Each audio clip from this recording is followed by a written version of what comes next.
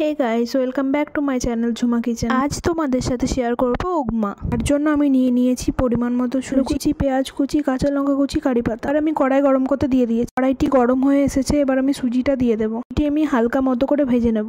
সুজিটি ভাজা হয়ে গেলে এরকম রং আসবে। তারপর আমি কড়াইয়ে সানফ্লাওয়ার তেল দিয়ে দেবো। তেলটি গরম হয়ে এলে আমি সাদা সর্ষে দিয়ে দেবো। তারপর দেবো কারি পাতা। তারপর কুচি করে রাখা পেঁয়াজ দিয়ে দেবো। তারপর পেঁয়াজটি হালকা করে ভেজে নেব। পেঁয়াজটি আমার হালকা করে ভাজা হয়ে গেছে। এবার আমি কুচি করে রাখা আলু দিয়ে দেবো। এবার আমি হালকা করে আলুগুলি ভেজে নেব। তারপর আমি কুচি করে রাখা কাঁচা লঙ্কা দিয়ে দেবো। তারপর আমি পরিমাণ মতো নুন এবং হলুদ দিয়ে দেবো।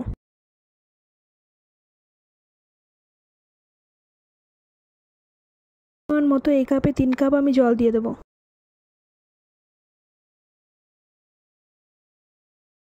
তারপর আমি পরিমাণ মতো চিনি দিয়ে দেবো।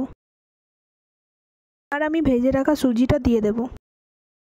আমি ঢাকা দিয়ে রাখবো যাতে জলটি শুকিয়ে যায়। গ্যাসটি হাই ফ্লেমে রেখে 5 মিনিট পর ঢাকনা খুলে দেখি জলটা শুকিয়ে গেছে। উপমাটি তৈরি হয়ে গেছে। ভিডিওটি ভালো লাগলে লাইক, কমেন্ট, শেয়ার করতে ভুলবেন না কিন্তু বন্ধুরা।